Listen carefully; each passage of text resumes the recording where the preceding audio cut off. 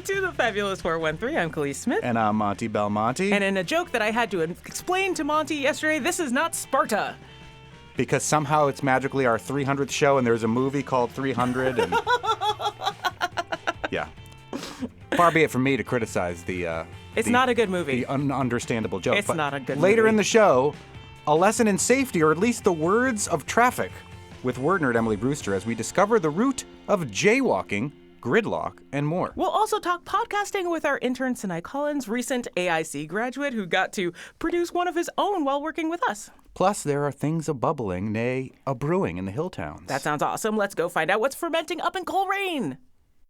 We got an email, and you sent out a really amazing pitch that drew us from the lower valley, from Springfield, from Turner's, up into the hills of Colrain. But Colrain is deep hill town. Yeah. What was that pitch?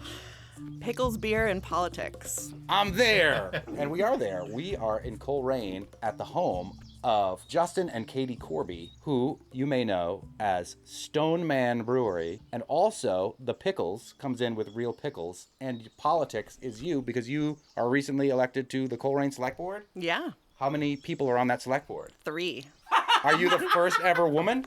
No, there's another woman serving. Are you listening, Montague? Right now? Yeah. Oh, hey! Montague has never had a woman select board member. Take it over! 2 out of 3, yeah. Stoneman Brewery almost speaks for itself as to what you do. You make beer, and we're certainly going to talk about that. But you've also won a really prestigious award, and Real Pickles won the same award. Yeah. This is we won for our sauerkraut this year. And what did you win for, Stoneman? The Vert for Saison. It was like an evergreen tipped Saison, a spring beer. That's crazy. I love pine beers. They're so cool. What is this Good Food Award, and where does it emanate from? Yeah, so the Good Food Award is presented yearly by the Good Food Award Foundation.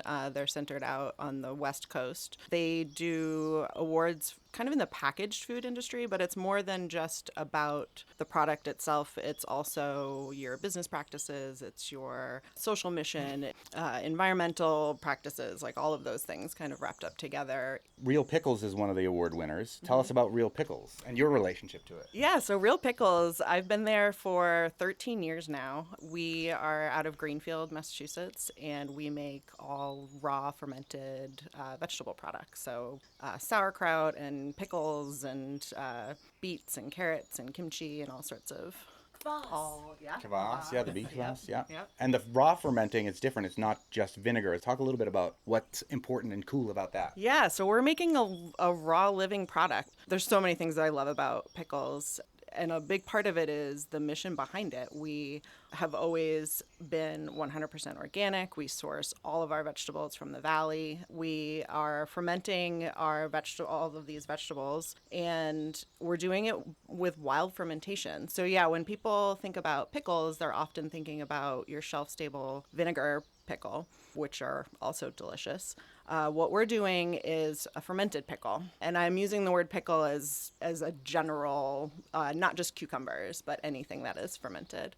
We're letting the natural bacteria, the lactic acid bacteria that is living on the vegetables, we're letting them do their thing. And they are transforming these vegetables into really delicious products. If you get Real Pickles products and open them up, they and they're wild when you eat them. So if you are used to just the vinegar pickles, it might be an acquired taste, but I love the taste of the cucumber pickles, of the sauerkraut and all the other stuff. If you're into half sour pickles, you're a little closer to the taste of what it actually is. And they're brined in salt, not in vinegar. And the other thing about Real Pickles is you're a worker-owned co-op too, right? And that's a pretty, not too recent, but relatively recent development. Yeah. And actually, I think you were at the Flip the Switch parties at Pickles. I've been around. Yeah, we've been a worker-owned cooperative since 2009. And oh, God, it's that long? See, I told you I've been around. I know. So, 15 years! Yeah. It was last year, right?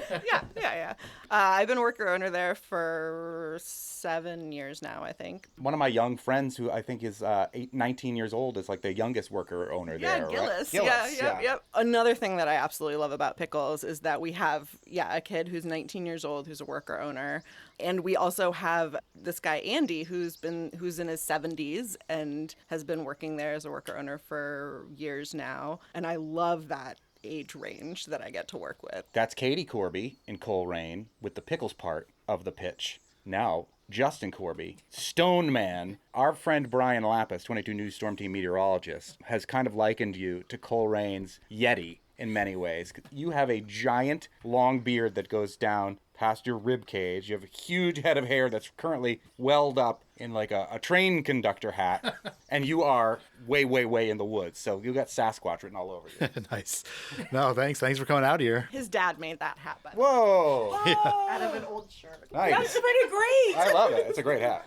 As we always say, we're the largest brewery in Colrain. But we're actually one of the smallest breweries in the entire Northeast. I remember the first time having your beer, grabbing a bottle randomly from Ryan and Casey, and then Store in Greenfield. And then really enjoying it. It was the braggart and trying to find any sort of information about your brewery, and there was nothing.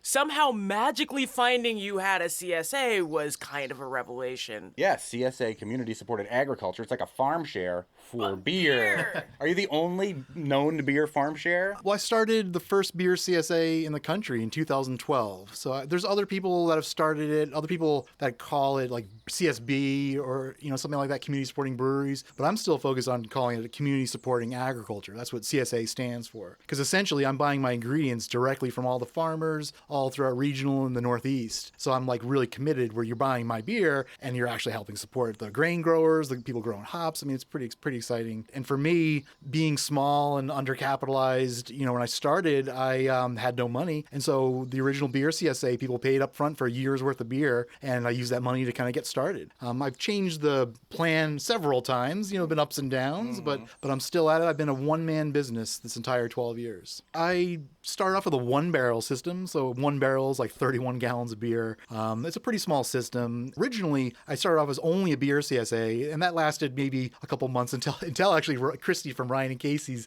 begged me to sell beer there. And then I started selling beer at a couple different places. But essentially, I was sold out of beer every month. I mean, a one barrel is not a lot of beer. My daughter was born. I was, working 14, 16-hour days, 7 days in a week for a few years is not quite sustainable. So I actually had to shut down my facility around 2016 to expand because I built my brand up and I couldn't make enough beer. I mean, being sold out of beer sounds good, but it's actually kind of stressful. So I kind of slowly ended the CSA temporarily and I basically rented other breweries. I started expanding throughout all of Massachusetts to basically brew larger scale beers to then become bankable to relocate and build like a new facility. Everything was good leading up into 2019. I guess the way I would phrase it is that, winning the Good Food Award in 2024, to me is like the bookends to COVID, because in 2019, I won a Good Food Award for the Tractor Ride IPA, and me and Katie actually won with Real Pickles. So we actually flew out to San Francisco to the award ceremony. So wait, you both won the same award twice in the same year, like 5 years apart? Yeah, no, definitely. Are they not allowed to give you separate awards in your own years? I basically won an award, and then kind of COVID changed everything. So the way I'm looking at the winning the Good Food Award now, it's kind of like the bookends to COVID, and I'm still back at it. I didn't go out of business, but now I'm back, and instead of being a one-barrel brew house, I'm a two-barrel brew house. So it's a big expansion here. It's expanded 100%. Yes. We're speaking with Justin Korby and Katie Korby at Stone Man and their home in Colrain. This is where you're doing the brewing, in that shed that's right over there? Yep. It's licensed at 360 square feet. This shipping container is a 20-foot beer fridge. It's basically an insulated shipping container. And it's hooked up to an old shed barn situation, and this is where all the magic happens for Stone Man. It smells like a brewery. Yeah, It's so tiny and efficient. Yeah, it is very tiny. Yeah, I learned how to maximize the small square footage. Yeah. There's something about being efficient where everything's within arm's reach, but then there's something about having a little extra space. Yeah. Like if you look in the fermentation room here, I have all these 2-barrel fermenters, and I have like actually 8 of them. That's why I can have a big variety of beer, but they're on wheels. So you have to, with fermentation, you have to really temperature control the fermentation process. And so the room I can heat and cool. I have pretty good control over the temperature, but I still have to wheel them in and out. If you're making it in such small batches, do you have like a most popular beer beer that like people go crazy for and then they get really mad because when you're not making it? I brew things like seasonal, so I have like, I think last year I did over 30 different varieties of beer, but I'm really known for my variety, and that's what people come out each month because I release new beer almost every month. Yeah, I was looking at a That's an board old chart. behind with like charts of like it looks like ideas and names. But like, I guess it's part of the beauty of having it be small. Like a larger brewery might not be able to like rotate through styles and ideas as quickly as you can because you're on a smaller scale. Yeah, right now we have the Colrain Living Lager. If you put you can hear it bubbling. Oh, it is living. So the Colrain Living Lager is it's all brewed with 100% Valley malt. They're malting all this local grain, but the Colrain Living Lager is a special lager. It's kind of more of a farmhouse lager, like it's brewed with like barley, spelt, wheat, and rye. So more lagers are brewed with just like a Pilsner base, so it's like a neutral base. But this is a little bit more of like a malty kind of lager. But the term Colrain Living we kind of coined when we moved here about 13 years ago. There's no internet, no cell service, there's no street signs. So even when I was open to the public, I had like no street signs, there's no GPS, and I could only do cash. And so I'd always tell people like, bring a cash or a check or an IOU and come up to Stone Man. So at least now we do take credit cards, but it wasn't until about 2019, 2020 that we got internet here. So I started the business literally with dial-up internet. I'd have to call my mom at the other end of Colrain to check my email for me. So Colrain Living is kind of I still don't own a cell phone because there's no cell service here. So Colrain Living is kind of a lifestyle. It's like the country living, Colrain kind of vibe. You'll get lost, but that's kind of all right. So you don't have to be a CSA member to come out here. You just have to find us. And you have to remember that it's only the first weekend of the month. Yep, correct. And you were saying that your daughter, who you mentioned, is an entrepreneur too, who makes a boatload of money on selling lemonade when you're open to the public. Yeah, no, definitely. Flower bouquets. Well done. Someone's got to drive those people back down this hill. Yeah, right? And it's the kids. What actually happens when you win the Good Food Award? What do the winners get from the organizations that put the award forward? Well, we get to go out and there's a ceremony. It was in Portland, Oregon this year. So that was a fun little mini vacation for us. You get this giant award that's stainless steel and it's huge and it's heavy that you get to wear. But you also get to have the little sticker, Good Food Award sticker on your product. It's like if you win a Caldecott medal on your children's book and you put that little sticker on there. More people are going to pick up that book. We're talking beer and pickles and politics. You, Katie, just ran for select board here in Colrain, 3-person select board, 2 women. Pretty cool. Tell us what made you want to get into town politics.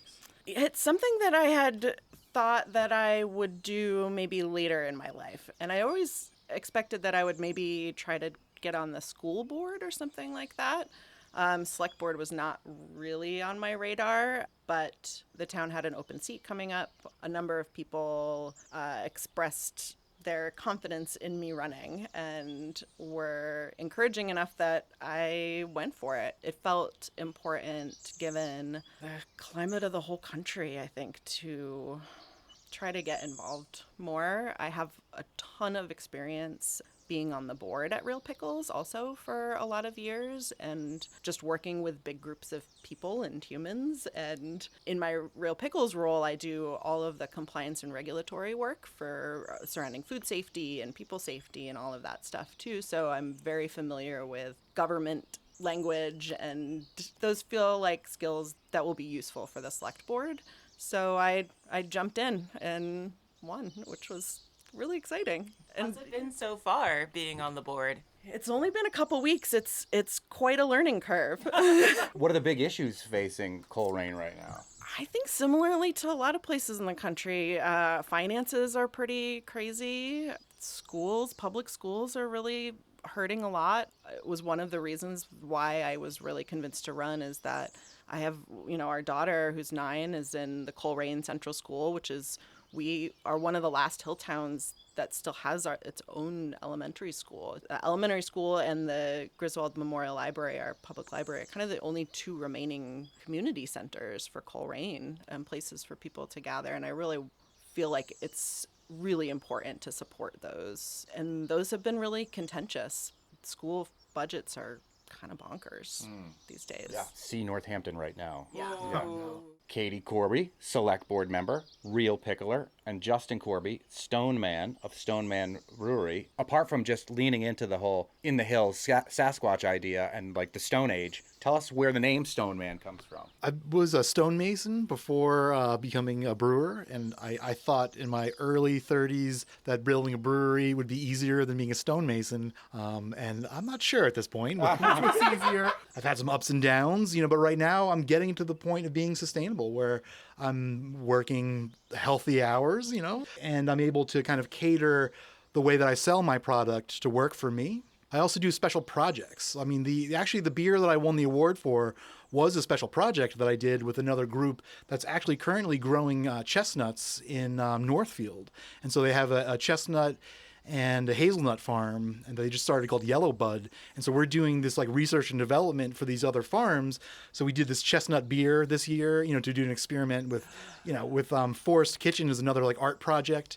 We ran, a couple special projects like that. I'm also brewing the house beer for the Rendezvous, as they just came up last week, and we brewed the Voo Valley Pale Ale. And so we're going to be releasing that in a couple weeks. And that's You're doing a chap takeover there of that. So you're going to come down from Colrain, from the hills into downtown Turner's Falls. Yeah, we're gonna have like a Good Food Awards party. I love it. Because this beer we make once a year with all the spring tips of evergreens and also spring nettle, and so it's kind of a nice saison. Beers with evergreens in them, they're so nice. If you want to be like Khalees and I and take a drive into the gorgeous hills of Colrain, when's the next time Stone Man's going to be open to the public? It's June 1st and 2nd. All right. From 10 to 4 p.m.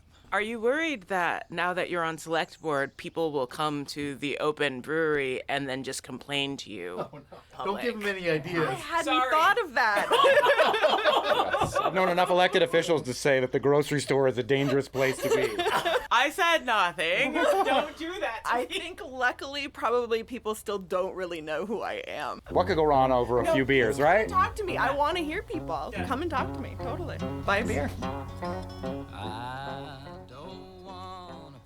Thanks again to the Korbys and Real Pickles and to Stone Man.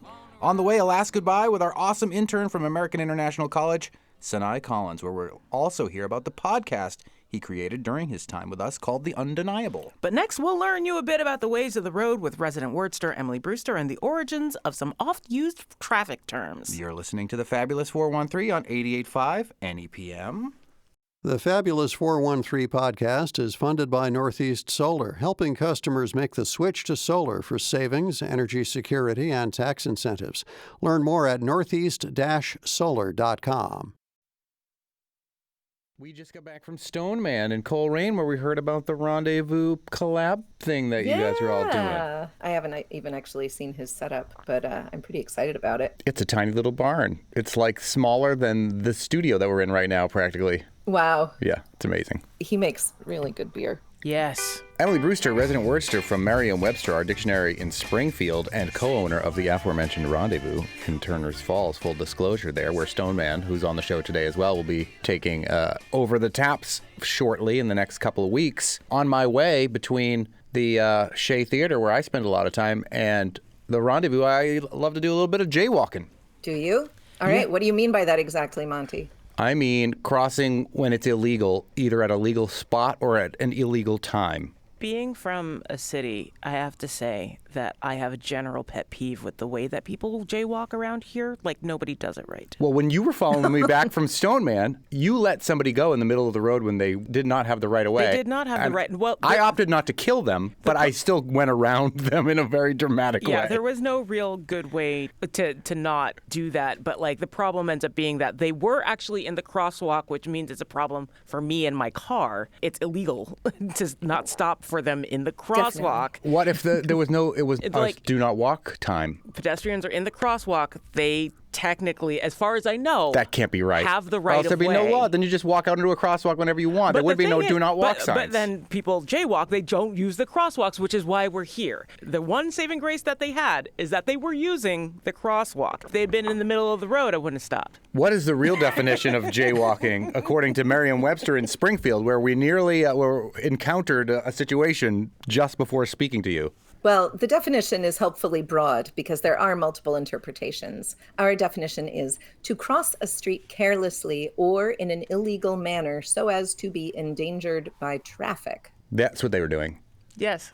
Then another guy was they're doing doing. it literally on the next corner going around Main Street, and I did it know. again. Again, people are really bad at doing it. The way to do jaywalking is to make it as quick as possible, like the crime that it is. But what you're saying is, if a tree falls in the forest and there's no one there to hear it, doesn't make a sound. If you illegally cross at a place or a time where it is illegal, but no one is there to endanger you, does it count as jaywalking? Yes, still jaywalking. Well, I don't know. I mean, according to this definition, kind of not really. It says so as to be endangered by traffic. But I just want to clarify something, Khalees. You're saying that the right way to jaywalk, if you're in a jaywalk, be really quick. Yeah. Is that what you're saying? Yes. So But you does it don't- matter if it's at a crosswalk or not? You're not jaywalking Just if do it you're quickly. you're not jaywalking if you're at a crosswalk. Technically, I don't think, because you're being given the right of way by the law. You know, if there's a light and the light says, do not walk, do not walk, do not walk, then you are, I think, technically jaywalking in that technically, case. yes. These People are more misdemeanors than crimes. Yes. There's another word that preceded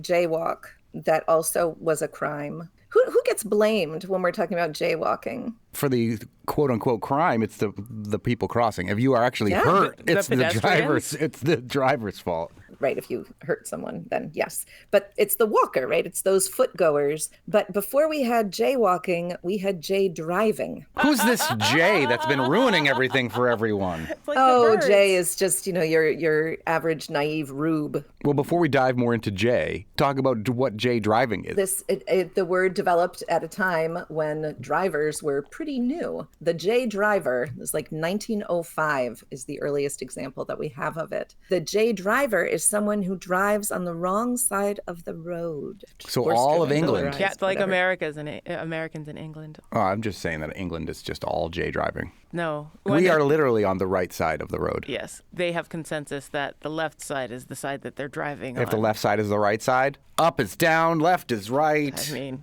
What do we know? Now, the first people to identify J driving, as far as we know, were the good people of Kansas City. First example of it is from the Kansas City Star. And the complaint was, yes, these people are driving on the wrong side of the road. Now, very soon after that, we have jaywalkers, but jaywalkers were just doing something that the J drivers had been doing. They weren't crossing at inopportune times or in incorrect places. They were walking on the wrong side of the sidewalk. The sidewalk.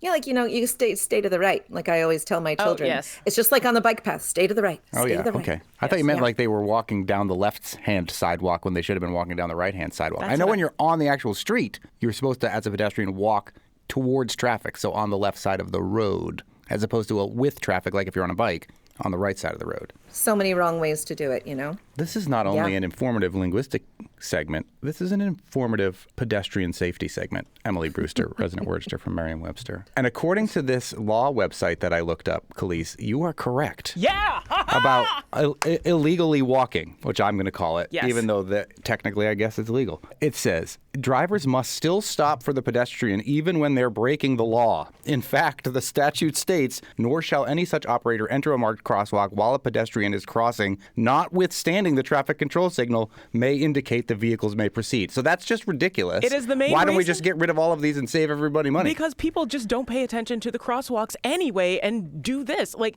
it's the reason why I always go in crosswalks and then I just mutter under my breath, hit me, I need the money. I say the same thing because I also play both sides of this coin. When I am a pedestrian, I am 100% on team pedestrian. And when I'm in a car, pedestrians are the enemy. I learned to drive so late, I am pretty much always on team pedestrian, except when they're not at the crosswalk. Well, thanks to Spada Law Group, Injury Law, where I got that little bit of legal information from, they're happy to help sue me when I hit you in a crosswalk because you crossed at the wrong time, I guess. I will be fast about it. You have to, try to catch me. Yeah. Emily Brewster from Merriam-Webster in Springfield, where all the mayhem has ensued today, it seems. Did we adequately discuss what the J actually means, though? We jokingly said that it was a rube named J. Does it have to do with the name? What does the J stand for? Or does it relate to birds? Right, the bird is the same source. So it originally is the bird, and it actually traces back to a Latin word, Gaius. So we have blue jays and other kinds of bird jays, and because of their behavior, which is bold, insouciant even, the term came to be used to refer to someone who won't stop talking. And then it eventually went from there to refer to kind of like a dandy, a fop or a dandy, someone who thinks a lot of how they look. And then also to just a naive, silly person who doesn't really know what's going on. Well, now I feel bad for all the people I know named Jay. Oh, it's a good name. The birds are fantastic. Blue jays are kind of jerks, though. Sometimes. I mean, They're not the best behaved at the bird feeder. That's right. They're really Yeah, not. they're jaywalking at the bird feeder. They're going out of their turn. I don't think that they're quite as mean as sparrows, but Sparrows are mean Now, to you me. just said they're jaywalking at the bird feeder. Yeah. And this is another interesting thing about the word jaywalk. We got jay drive and then jaywalk very soon after that. And then the word took on no more metaphorical use. It didn't really extend semantically at all. It's just kind of stuck there. Jaywalking. We don't really say that birds are jaywalking when they behave badly at a bird feeder, right? We don't Right. say that. And that contrasts with another traffic-related word, the word gridlock. When gridlock came on the scene, do you have any idea what year it was? Was Well, I it like shouldn't say that, the era of Matlock? Khalees, do you want to guess? it might be a little older than that, but maybe came from a place where the town or city was laid out like a grid, so the lock would happen regardless of vehicle. It's a New York City word for sure, and Yeah. the earliest example of it is from 1980. Whoa. Whoa. 80? That's even Yeah. before Matlock came out, which I see the first episode was in 1986. I've spent more years in a courtroom than you've been alive. Yeah, so in 1980, there was an impetus for the sudden gridlock because the city was seized by gridlock because there was a transit workers strike. And the city is a grid and everything was locked up. So in a gridlock, it's not just traffic, but it's a traffic jam in which a grid of intersecting streets is so completely congested that no vehicular movement is possible. So gridlock did this semantic thing that is really more common. It took on these extended meanings and it took them on really quickly. Like we had legislative gridlock by, I think, like 1981. Okay, we still have it. Actually, November of 1980.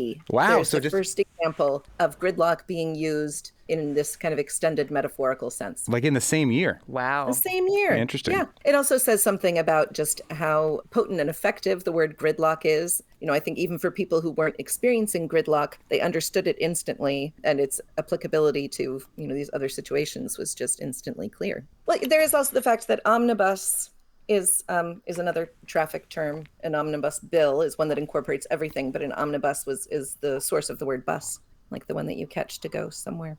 Wait, from when? So the vehicle was first called, an omnibus, and then that was shortened to bus in, 1829 is the current date that we have right now. And then the adjective, like describing something as an omnibus bill, although first it was describing something that related to or provided many things at one time. And that was being used that way in the 1840s. Huh. Now every time I see our face on the side of those PVTA buses, I'm going to think of it as the omnibus. It's disturbing every Yeah, time. that would be. It is yeah. disturbing. Oh, you should embrace that you're stars. No. We're on an omnibus. We're the omnibus, Bill. We're- I'm the omnibus Monty. Forget about Bill. Omnibus Monty sounds like one of the mini bosses in a game. Yep, the big bad. Well, thank you, Emily Brewster, resident wordster from Merriam-Webster. You're very welcome. And now you can be safer in crosswalks. Yeah, and know that you have the right of way and that no laws pertain to you. Just jump out there whenever you feel like it, I guess. If you're just out in the middle of the street, Yeah. you don't have any rights. And if you need some representation after doing this in a crosswalk, call Spada Law Group in Boston, where I got... No, that's where... I don't think we're allowed to. Not I feel allowed like to- you two kind of missed the whole point. This was about the word, not about the deed. I like that it has to do with birds. That's kind of fun. Because I get people to bird all the time when they're in the crosswalk when they're not supposed to be. Oh, it comes full circle. Like a rotary. Jaywalker with your head. If you have a question for the Word Nerd, Emily Brewster, resident wordster from Merriam-Webster, our dictionary in Springfield, you can send it our way, thefab413@nepm.org, and we can ask her all about your linguistic question. But up next, it's graduation season, and our show's intern graduates from AIC. We'll hear about our Amherst-based intern, Cenai Collins, and his new podcast, and how we did with our first ever intern of the show next. You're listening to the Fabulous 413 on 88.5 NEPM. The Fabulous 413 podcast is funded by the UMass 5 College Credit Union, offering co-op advantage checking with cash back on all purchases, plus secure debit card controls, all from the UMass 5 mobile banking app. Insured by NCUA, UMass5.coop. Cenai Collins, you are our first intern, and today is your last day. Indeed. Tell us where you go to school. We know, but tell the listeners. Yeah, so I go to AIC. I'm a senior. What are you studying at AIC? I'm studying communications and I have a minor in sociology. What does a study in communications actually entail? So it's a very broad major, honestly. Like when I went into school, I wanted to do sports journalism because I really had no idea what I wanted to do, and I felt like that was interesting enough. But I ended up, learning graphic design. I ended up learning journalism, radio, broadcasting, all types of different things. It's a very broad major, as I said, and I think it's something that a lot of people should do, especially if you're interested in media, because you get a little bit of everything. When I was a theology major and realized that there was absolutely no way I was going to be using theology professionally, I was like, what should I do? I know, communications. It's so broad. Who doesn't need to communicate? Unlike me, where I'm like, I am in 4 musical groups. I think I will major in music now. That makes sense. Now, Cenai Collins, who's our first intern on his last day here from AIC, sports broadcasting is something you were interested in because you were big into sports. Tell us about your storied sports history until it came to a little bit of a sad ending. Yeah, so I played football, basketball, just about everything like growing up, but football was the thing I was drawn to the earliest and what I played the longest. So I played youth football in Amherst, and then I played Amherst High School, and I was recruited at all 3 divisions to play in college, and I ended up picking AIC just because it was the best option for me at the time. But eventually I transferred to Bridgewater State, and I had a string of really bad concussions that ended my career, unfortunately, but it is what it is. I'm just kind of past it. That phrase encompasses a lot in football world in general, but like string of bad concussions as opposed to just string of concussions, which is what I would stop at. I would not necessarily imply quality of concussions. There's no good concussions. I don't think that. I think that you're exactly on the money there. So we're glad that you're with us and that you're okay. You have a podcast that was it officially part of your communication study to create this podcast, or is that something you were just doing because you want to start a podcast? Yeah, so the podcast came up, just the idea of it honestly came up around sometime last year where I just really wanted to start my own podcast. I started listening to a lot of podcasts in the last year. I felt like my voice and the things that I like to talk about with my friends and my family were things that other people can relate to, which is where the idea came from. What's the name of the podcast? It's The Undeniable Podcast. What are some of the things that you were listening to, or some of the things that you learned from what you were listening to that you were bringing into your ideas for this podcast? Specifically, the one that comes to mind immediately is called the You Should Know Podcast. It's a couple of, I'd say, mid-20s guys and their friends. They have, very wide variety of topics that they talk about, and I just felt like a lot of the subjects that they were talking about were things that me and my friends in my circle relate to, and I just felt like I could put my own spin on it and kind of cover similar topics, but not the same topics, obviously, because that would just be copying another podcast, which is not what I want to do. But yeah, that's really the origin of it. How do you think that this podcast is going to change post-graduation for you? Depending on some of the people I interview, I think I'll be able to give a little bit more of, I think I'd be able to give more advice to people that are going to be in my position, like within the next year or two. We're speaking with our intern, Cenai Collins, who grew up in Amherst and goes to AIC, about to graduate. What are the kids into these days, media-wise? What are the kids into? You are, this is the biggest old man question you could possibly ask. But, if as a communications major in 2024, it's very different than a communications major when I graduated in 2000, which would be very different than a communications major who graduated in 1980. There was a huge spread in the New York Times, which is a newspaper that they print on paper. Oh, my God. About, the internal hurdles that NPR, which we are an affiliate, is facing. How to attract more diverse audiences, how to attract younger audiences. So what do you and your peers, how do you consume media, and where do you think things are going? In terms of how we consume media, I think it's been the same for the last 10 years or so, because I feel like a lot of us, we all started on Snapchat, Instagram, things like that, but I think over the last 10 years we've seen the rise of things like TikTok, for example, where, people are getting everything from TikTok, recipes, news, just random videos, everything you kind of want and everything that people in my generation look for from general life. I think you're going to see more of that as time goes on. I know there's a lot going on right now with potential TikTok ban and everything like that. I kind of just feel like social media, technology, it's only going to get better. It's only going to evolve. We see something new pretty much every single day, and I think that process is going to change. It's only going to speed up. Does that excite you, or does it terrify you? It terrifies me. Personally, I'm I like the idea of it. I definitely see where some of the paranoia, I guess, comes from, especially because of, like I said, how quickly everything is rising and, evolving. But I think it's going to be really useful for the future, and I think it's going to be easier and more accessible as time goes on as well. In similar fashion, with both social media being kind of flooded with a wealth of places that you can build a community, and podcasting kind of being similar in that way, are you worried or more encouraged by having kind of an ocean of similar things to stick your podcast within?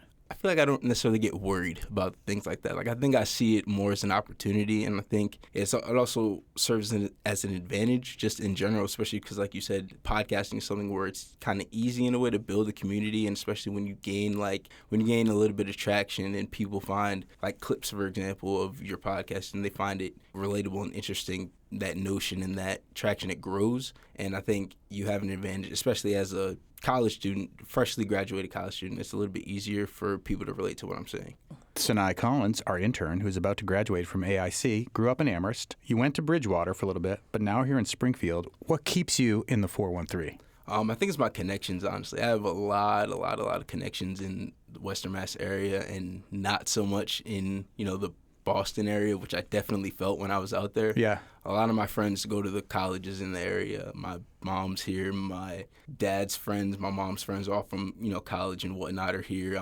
I was pretty involved in the town of Amherst, just like community service-wise, all throughout high school. So I have connections there for, like, the survival center and the town manager's office, things like that. So I think it's just my connections here, honestly. And I was at AIC. I started college at AIC, and then I went to Bridgewater, and I came back because of the academic connections I had there, too. So I think it's just all the connections I have here. Tony Dunn, our director, you've been overseeing Cenai's internship. Tell us what kind of stuff that you've been having him work on, and your assessment of our first ever intern. Cenai has worked on social media reels. He sort of pioneered that for the show, which we were deeply appreciative of. He's also done some editing of our longer segments into shorter bites. And he's just been a joy to work with. We're helping, alongside Khalees, helping him hone the Undeniable podcast.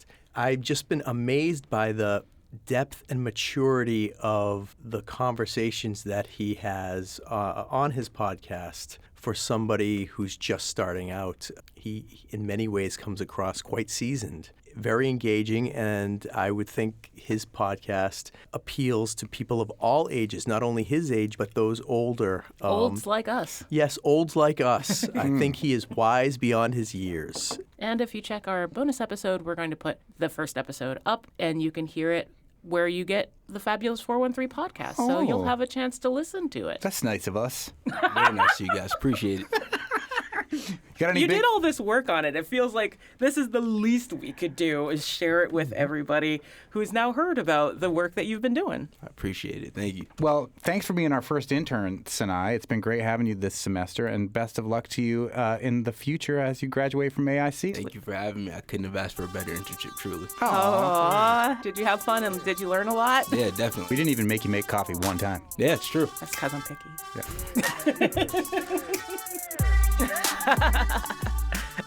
Aw, Cenai, congratulations. Yeah, we'll miss you. Thursday on the Fabulous 413, we are digging into a book that has traveled through 4 languages and has been translated in a unique format designed to bring kids of all ages together. We'll chat with one of the translators of Daniel and Ismael, a children's book from Chile with an important message. And also with Ilan Stavans of Restless Books, the imprint that translated and released this book stateside and beyond. We'll also speak with Justin Beatty, organizer of the Odinong Powwow, about this year's festivities and how this gathering of indigenous peoples here in Amherst really does benefit everyone. And our weekly chat with Congressman Jim McGovern, much like the Word Nerd. If you've got a question for the representative, you can email us at thefab413@nepm.org, and we'll ask on your behalf. Thanks to Terry in Greenfield, who just donated and says, quote, "Public radio is my lifeline to the world." Be like Terry. Yeah, donate now. nepm.org or 800-639-8850. I'm Monty Belmonte. I am Khalees Smith. Happy 300th show, Monty. Thank you. Same. Igualmente. We'll see you tomorrow on the Fabulous 413. Bye.